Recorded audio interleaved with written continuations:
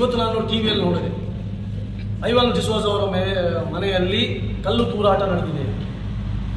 ಬಹುಶಃ ಇದು ತಡವಾಯಿತು, ಇದು ಮೊನ್ನೆ ಆಗಬೇಕಿತ್ತು. ಕರಾವಳಿ ದಕ್ಷಿಣ ಕನ್ನಡ ಜಿಲ್ಲೆ ಎಂಬುದು ಇದು ರಾಷ್ಟ್ರವಾದಿಗಳ ಜಿಲ್ಲೆ, ರಾಷ್ಟ್ರಪ್ರೇಮಿಗಳ ತವರು. ಹಾಗಾಗಿ ರಾಷ್ಟ್ರ ವಿರೋಧಿ ಹೇಳಿಕೆ ಇರ್ಬೋದು, ರಾಷ್ಟ್ರದ್ರೋಹಿ ಹೇಳಿಕೆ ಇರ್ಬೋದು, ಇದನ್ನು ವಿರೋಧಿಸುವಂಥದ್ದು ನಮ್ಮ ಕರ್ತವ್ಯ. ಆ ವಿರೋಧದ ಕೆಲಸವನ್ನು ಯಾರೋ ಮಾಡಿದ್ದಾರೆ.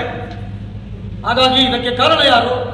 ಇಲ್ಲಿಯ ಜಿಲ್ಲಾಡಳಿತ, ಇಲ್ಲಿಯ ಪೊಲೀಸ್ ಇಲಾಖೆ. ಇವತ್ತೇನಾದರೂ ಐವನ್ ಡಿಸೋಜ ಅವರ ಮೇಲೆ ಕೇಸ್ ಹಾಕಿದ್ರೆ ಇವತ್ತಿನ ನಿನ್ನೆಯ ಘಟನೆ ಇದು ಆಗ್ತಾ ಇರಲಿಲ್ಲ. ಹಾಗಾಗಿ ರಾಜ್ಯ ಸರ್ಕಾರ ಇನ್ನಾದರೂ ಎಚ್ಚೆತ್ತುಕೊಳ್ಬೇಕು.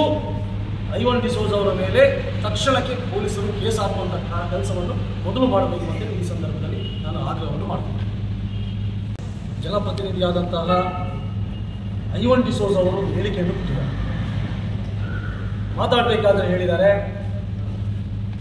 ರಾಜ್ಯಪಾಲರನ್ನು ವಾಪಸ್ ಕರೆಯದಿದ್ರೆ ನಾವು ಬಾಂಗ್ಲಾ ರೀತಿಯಲ್ಲಿ ಯಾವ ರೀತಿ ಅಲ್ಲಿಯ ಪ್ರತಿಭಟನೆ ನಡೆದಿದೆ ಅದೇ ರೀತಿಯ ಪ್ರತಿಭಟನೆ ಇಲ್ಲಿಯೂ ನಾವು ಮಾಡ್ತೀವಿ, ರಾಜ್ಯಭವನಕ್ಕೆ ನುಗ್ತೀವಿ ಎಂಬಂತಹ ಒಂದು ಹೇಳಿಕೆಯನ್ನು ಐವನ್ ಡಿಸೋಜ ಅವರು ಕೊಟ್ಟಿದ್ದಾರೆ. ಹಾಗಾಗಿ ಈ ಹೇಳಿಕೆಯನ್ನು ನಾವು ಬಹಳ ತೀವ್ರವಾಗಿ ಈಗಾಗಲೇ ಖಂಡಿಸಿದ್ದೀವಿ.